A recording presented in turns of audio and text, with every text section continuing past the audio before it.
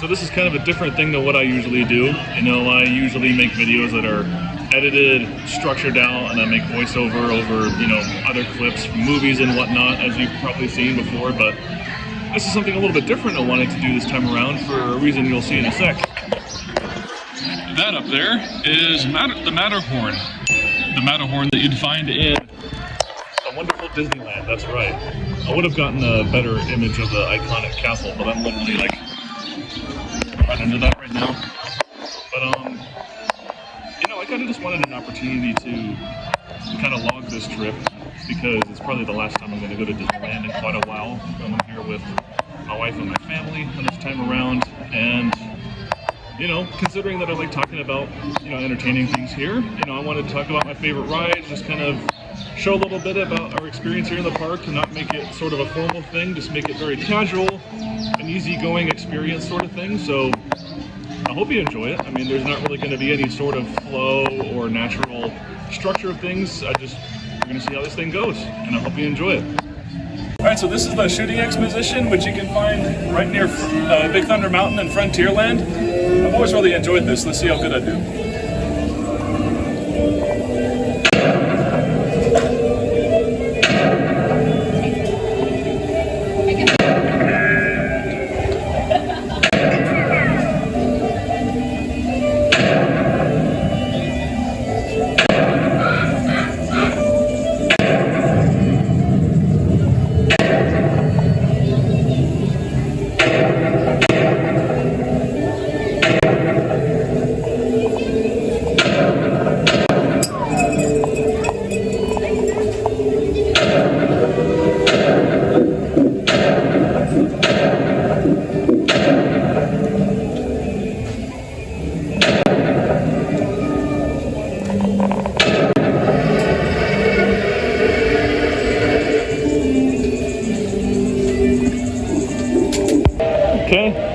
Now we're perusing through Adventureland, and you know, we have Jungle Cruise over here. Not my favorite, but I enjoy that one. We're also coming up on Indiana Jones, which is a very popular one. Looks like it's broken down right now. That one, see, I love Indiana Jones. You know, you're going to see with the video series I eventually make next year when Indy 5 comes out, but that ride specifically, I feel like its veneer is kind of lessened as I've gotten older. You know, maybe just the intensity of the ride just doesn't feel as fun as it used to when I was a kid. Could be the bumpiness of it, I'm not sure, or maybe just some of the outdated effects that are in there, but it's a classic, you know, for someone who's my age, having grown up on it. So, you know, I'll always enjoy going on that one. It's just not my first choice as one of the better rides here. Probably be like an honorable mention if I was to rank them.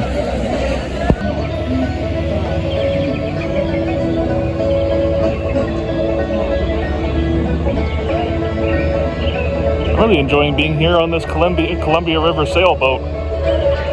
Something I've never done before. By the way, that's my dad. Say hi. You kind of underestimate sometimes the attractions where you're not really going fast on Disneyland. They're kind of underrated. A nice little relaxing time where you can just take in the scenery. Backwards. 1, 2, 3. Oh.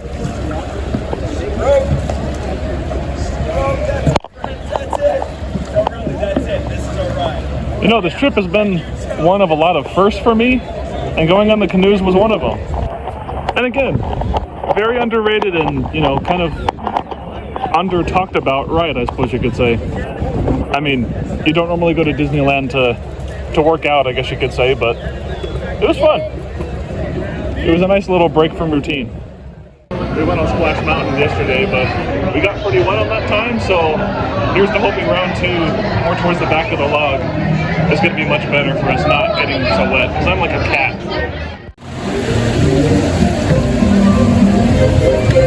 What I personally really enjoy about Splash Mountain is that it's a great mix between a relaxing dark ride that you can just kind of mosey around in some of the quieter parts, like the one we're on right now, just kind of slowly going down some of the log sections. But it has some great thrills too, with a few drops that you can go on. We're almost about to get to the first one over here, but it just has that very charming vibe with both the dark ride sections and then the drops. That makes it a very fun, you know, enjoyable experience, I guess you could say. It'll be unfortunate when this no longer is the Splash Mountain version and becomes the Princess and the Frog version, which I think they're calling Tiana's something adventure, Bayou Adventure I think it's going to be called, but in any sense it's still going to be a fun ride despite what the theme is going to be, but I hope this video serves as some sort of historical preservation of what this used to be. The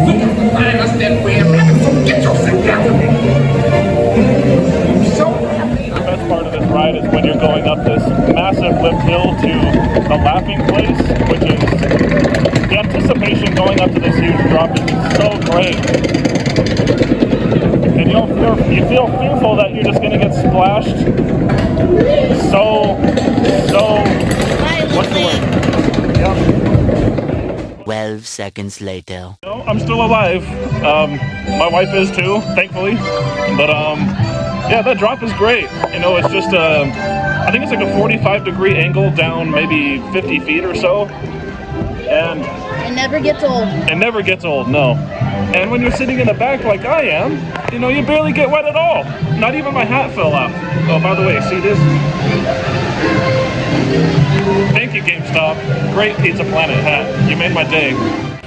In any case, Splash Mountain is one of my favorite attractions here at Disneyland just because, you know, like I was saying earlier, it's a great way to kind of just relax after a while because most of it is a dark ride and a lot of it is outdoors as well when you're just kind of moseying through the log flume and the water flow before you get to the drops. But also it is just a very great burst of fun when you're going down those drops too. And especially just because, you know, the music's blaring, it's like very catchy theme like Zippity Doo Dah. I've always loved that. What else could I really say about it? Oh, and like the day that we're here as well, which is early November, we got straight on that ride. You know, we walked into the queue and we pretty much just walked straight on. We didn't really have to wait at all for it, which was great. You know, I bet people don't really want to get cold and wet when the temperatures are what they are right now, but it's one of those rides where you don't really get too soaked if you're sitting in the right position. You might get splashed a little bit, like, I mean, I know I certainly did, but in any sense, like if you want to just get minorly wet, you want a great burst of fun, and also relax your legs a little bit, it's a great time. And here we get a great view of a lot of stuff. Haunted Mansion's kind of hidden behind those trees over there. But keep swirling around. There's a railroad back there. Got some restaurants. Parts of the Caribbean somewhere over there. Frontierland. And then we're going to go over to this island for some more first-time adventures. Well, I mean, I've done this before, but Amber hasn't, so let's see how it goes. One of the best things you can do at Disneyland is to go on the Pirates Island, or sorry, the Pirates Lair on Tom Sawyer Island, and then get an up-close look at ducks in their prime. Such a great view into nature. This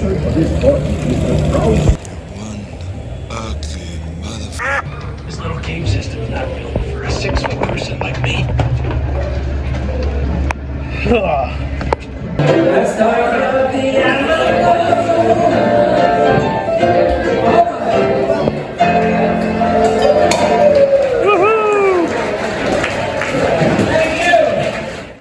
Hey, I had to get that iconic castle in the background at some point, right?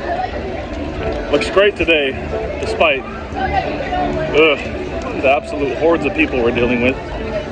But, you know, it's all good. We're here, we're having fun. At least on the day that we're recording this, you know, this is like the last day of our 3-day vacation. So we kind of got all the crazy rides in first. So now we're just kind of taking it easy today and going with the flow of things. So it's been kind of nice being able to just not have to worry about rushing from one ride to the next like the other days we've done. So it's been good. All right, now for a little change in scenery. At one point we changed our clothes because, you know, we wanted to try the Grizzly River run, but I am such a notorious cat that doesn't like to get wet when fully dressed, and so changed to swim clothes and we did that. Terribly cold water, but it's a great ride if you want some good water-filled fun, because with the Grizzly River run and how it works, those rafts which you can see on that wooden chain hill behind me, it spins as you go in the water, and so it's always unpredictable as to where the water is going to splash you. And so it's kind of a double whammy of entertainment value, where you're going through the water and you're enjoying that and getting splashed, but it's also terrifying because you never know to the extent of what you're going to be splashed by, but also just where and how it's going to happen. And so for the 2 runs that we did, which was basically walk right on with the time of year it was great. Got a little bit of a time jump now. It's about getting close to 6 o'clock now, and we're here in Avengers Campus. Not sure how much of that you can see. This is, well, those bozos back there have gone on this ride before, but this is my first time. Same with Amber over here. I've heard that it's like some kind of shooting thing where you have to go like this. I prefer the other shooting rides, like Toy Story Midway Mania is awesome, but the trouble with that ride is that the line is always insane. I mean, this ride is insane too, but it's got that single rider entrance, which if you can do that at rides like this and Radiator Springs and Credicoaster, all of that kind of good stuff, it is so good. So long as you're okay with being separate from your party for a little bit, it cuts the wait by at least like a third. No, sorry. The wait is about 2/3 of what it is, somewhere around there. But yeah, this is going to be great. I don't know what to expect, but I'll let you know after. Today to help us test the web slinger vehicle. Using onboard tech, you will be able to sling webs just like my buddy Spider-Man. Peter, your presentation is getting away from you. Yeah, I'm aware of that, Sharon. If you could just initiate the safety protocols, that'd be great. Problem with that, So Peter. anyway, if you want to sling a web, all you gotta do is sling your arm in the direction you want to shoot the web, and that's it. It's all. Not sure if that score is supposed to be good enough, but you be the judge of that. After having experienced that, I would say Midway Mania is still the best shooting ride, because you are sedentary in that. I mean, you're sedentary in both rides, but that one I feel like the accuracy of those little Midway guns makes the experience a lot better. It's wholesome in that way, and it's also very accurate when you shoot, which feels nice. It's very important to me as someone who loves games like Doom Eternal and Halo, like very, very fun, fast-paced, and good shooters. Midway Mania feels that way to me, and it's, you know, in its very kid-friendly sort of way. Web Slingers is fun. I don't doubt that, and I'm definitely glad I got the score I did, which made me feel great. But I think in comparison to the other rides, it definitely made me feel tired. Like, you know, even going on the canoes earlier, which I talked about, that didn't make me feel quite as tired as that did, because to get the score I needed, I had to literally punch like I was Rocky Balboa or something. But in any case, I'm glad we got to experience it. And kind of like some other rides here, you wouldn't want to go on that like in a standby line. Single rider is the best way to go, or if you have lightning lane, I guess. But if you don't want to pay for that kind of thing, which it is expensive, single rider does make the experience great. And just like the ride that we're about to go to, which is in, man, this place is cool at night. I mean, it's cool anytime you go, just because of the way they're able to distill Radiator Springs into a very nice, confined location with forced perspective. But at night, you can just appreciate the lighting even more. I'm hoping it makes Radiator Springs even better too. Oh, sorry, Radiator Springs Racers better too. So, I have heard a rumor that when you go on Radiator Springs, if everyone in your car is the first one to buckle all of their seats compared to the other car that you race against, then you win the race by default. I'm going to test that here with the race that I'm about to do. Here it goes.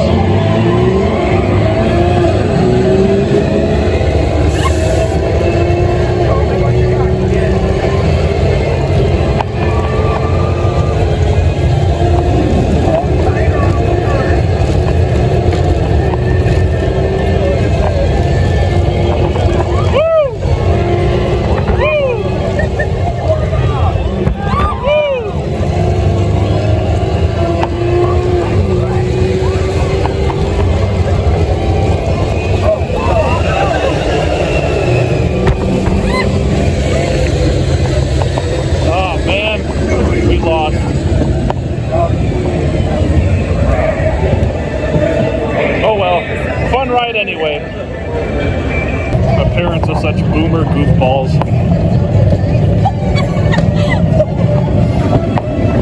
You're looking good! Okay, so after having done Toy Story Midway Mania, that pretty much confirms that that's the best shooting game. Even though my wrist certainly hurt, you know, after having done that, and then of course doing the canoes and then web slingers. Oh yeah, doing canoes twice, I forgot that. It's still the best. You know, it's a good variety of mini games. You go through pretty quickly. It's pretty fair to pretty much anybody who plays. You know, people can still have fun even if they're not hitting a bunch of targets. So, one of the best rides in Disney if you can go on it. At least in my opinion. That might be a hot take, but take that what you will. I enjoy having Kronk read off safety instructions to me. So good. So as we finish the final leg of our trip with these last 2 hours here in the park, you know, we're sojourning over from California Adventure into Disneyland. I thought I should share a couple of quick, perhaps controversial takes about rides here. The first one being about Soarin', which we just finished getting off of and are now leaving. I think that ride is still very cool. Like, you know, the concept of a flight simulator where you get on the ride, you're looking at this massive IMAX screen on these vehicles that are meant to emulate massive hang gliders. And yeah, the ride concept I think is executed very well. You know, it's got a lot of movements and a lot of ways to make it feel like you're actually in front of these. Make it feel like you're in front of these very large landscapes. But honestly, I think the change that they made going from the original version to Soarin' Around the World, the ride lost a lot of its original personality. They've kind of made it more globalized to make it stick with the theme of the other Soarin' versions that are around the world in the other parks. But this is called California Adventure, and the original version was Soaring Over California. Even though they still bring back that ride every now and then seasonally, I think that works so much better for the theme of this park to have it be themed around different places in California, especially for people who aren't from here to be able to experience those places when they don't get to go to them, like myself. And plus, the music from Jerry Goldsmith is just so good. It's great enough to listen on its own if you search it up here on YouTube. So I don't know, still a fun ride, but if you have an opportunity to go on it when that seasonal Soarin' Over California ride is available, that is much better. My other hot take is that the Guardians of the Galaxy ride, it doesn't measure up to what the original ride was. Like, I've been on it, not on this trip. We decided not to do it on this particular occasion, but it's fun. Like, it has good effects, you know, very good audio animatronics, and I think the fact that they have a bunch of pop culture music makes it very fun and enjoyable. But the original version had such a strong theme that I think was just very surprising to find in a Disney park. Like, I know that they have Haunted Mansion in Disneyland, but to have it based on the Twilight Zone and actually lean very heavily into the supernatural side of that and make it actually legitimately creepy when you go in there, that was great. And I think it fit the theme of a scary drop much better than, honestly, Guardians does. Again, that could be a hot take, honestly. You know, think of it what you will, but for me, the ride just has lost a lot of its original flavor because of that change. I know they can't really do anything about it now because they spent so much money to make it what it is, and it's a very popular ride, but I would be much more inclined to go on the ride again if it was Twilight Zone versus Guardians of the Galaxy. I'm sorry. For us, no trip to Disneyland is ever complete without going to Pooh Corner for some awesome treats. And we found this the other day, this awesome, huge chocolate chip cookie that has chocolate-covered Mickey Mouse ears. If you want to find a shareable cookie, that one is awesome. So good. This is also an awesome time of year to go to the Haunted Mansion because they decorate this so much for the Nightmare Before Christmas holiday overlay. It's fantastic if you ever want to go on it. A little bit of an audio overload when you go into it, but There's so many cool decorations that you can see that it's a really great experience if you do go around the holidays. Halloween, Christmas, Thanksgiving. It's up during all those times, so it's a great opportunity to go experience it if you have that time. Now that right there is a bona fide classic of Disneyland. Such an iconic attraction that obviously, you know, gets its popularity and acclaim mainly because of the awesomeness of that concrete mountain that they created, but also just because it's a really great fun ride too, with all the bobsleds that weed in and out of the mountain and the different ways that it goes. The fact that it has two different tracks of varying intensity and speed, but it's not so fast to where, you know, it'll really terrify young kids, or also really won't be that intense of a ride to where someone would get queasy on it. It's that perfect amount of fun, thrill, and adventure that you'd expect to find from a Disneyland attraction, while also just having a great theme to enjoy while you're going through. Okay, so with me being the big Star Wars nut that I am, I mean, if you've seen any of my videos, you'd already know that, but I kind of have to talk about it, being that Disneyland is full of Star Wars stuff. I mean, Star Wars merch, you'll see lightsaber toys everywhere. They have a Star Wars launch bay here at Tomorrowland where you can meet all the characters and see the merch and stuff, but the rides, there are a few different kinds that I can talk about. The first one we have is right behind me, Star Tours, which is actually the very final attraction we rode tonight, so that's something I can bring up first. Star Tours is a classic. You know, it's been one I've been riding on ever since I had the ability to go on that ride, being that I've grown up loving Star Wars and I really enjoyed going on that as a motion simulator type ride. And then of course it got upgraded when they changed it from that one film they always showed into a sort of ever-shifting experience where you can go to different planets each time you ride it. I just still very much enjoy that ride, especially since they have the updated visuals, they have the added effect of the Rebel Spy element, which kind of makes it funnier in a way. Although I will say, I feel like I'm kind of inheriting my dad's tendency to get a little bit queasy from riding that. He can't ride it at all. Like, I still have a lot of fun personally, but I get a bit queasier on it than I do other rides than I tend to. Now, if we're to talk about the rides in Galaxy's Edge, which I'm sorry we don't have any footage of, but if I was to bring up Smuggler's Run, I only went on that once. Very fun, I thought. Although I think I would have had a much more fun experience being able to be the pilot. My wife and my mom got to be the pilot on that one. They seemed like they were having a blast. It was also fun watching them kind of fumble around with the controls and have the Millennium Falcon crash into a bunch of stuff as I was trying to be the gunner. So that was a fun experience, even though being the gunner basically just amounted to pushing a button the whole entire time while I'm trying to watch the screen. So, that part was a little bit underwhelming, but a fun experience overall. And then there's Rise of the Resistance. That one I would say is probably, if you're going to go to Disneyland, you want to make sure you go on that ride specifically, just because there's a variety of different experiences you can have all in that one singular ride. I won't spoil it for anyone who hasn't been on it, of course, because the fun of that ride is being able to experience it the first time and just take in the scenery, all the... know what's happening. What? What do you mean? Not know what's happening. Oh, right, yeah. You don't know what's happening, and then of course you have all these different things going on. There are multiple different kinds of rides that are happening all at once, and so that element of surprise is definitely great. And even on the second time, you get to experience just the speed of it all, the different elements that go into that ride being the way it is, but you can definitely take it in more. The only really downside to it is that the lines for it are always obscene, no matter when or what time of day you go on it. Although I will say that the time that we tried going on it was right before it closed at 9. We went into the ride queues at 8:45 at both nights that we went on. We only stayed in line for about 30 minutes or so. We didn't have to pay the individual lightning lane, which is $25 a person, mind you. And we got on the ride in that amount of time. It was great. The ride didn't break down beforehand, and we got to experience one of the coolest rides that Disneyland has to offer. So that was very satisfying to me as a Star Wars fan, as much as it has been for other people too.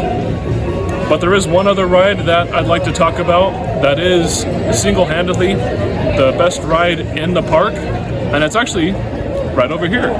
Honestly, Space Mountain is the best ride in this park, in my opinion. It may not be the fastest, it may not be the most technologically advanced, and it might not have the craziest drops or anything like that, but I feel like it perfectly executes everything that a Disney ride should. You know, when you think of a Disney ride, you think immersion, you think a great theme, you think just the fun factor of it all, and just it all coming together into a great experience. And that's what Space Mountain provides. Like, it's a great time no matter how you shake it, and it perfectly captures that idea of being in a completely dark environment as you're going on a roller coaster, especially immersing you in that theme of just being in outer space and not really knowing which direction you're going in, you know, the unpredictability of the movement that you're making and the stops that you're making, the drops that you're going down. It's great. And of course you have the score, which was provided by Michael Giacchino, which obviously he's a great composer, so listening to his music while you're going through on that roller coaster is just super thrilling. It makes the experience all the better for it. And honestly, even if you have to brave a super long wait to go on that thing, it's worth it to do it at least once. It's one of the signature rides you can do here at Disneyland, and pretty much no trip here at the park is perfect without it. Thankfully, yesterday we were able to do it twice in a row, right when the park first opened. You know, we went on, you know, we pretty much walked straight on that thing. Pretty much as soon as we got in the park, we got out, we decided to just do it again. Same thing. It might not be that lucky when you get to do it, but we really enjoyed being able to do that when we had that opportunity. And it was one of the highlights of the whole entire trip for us.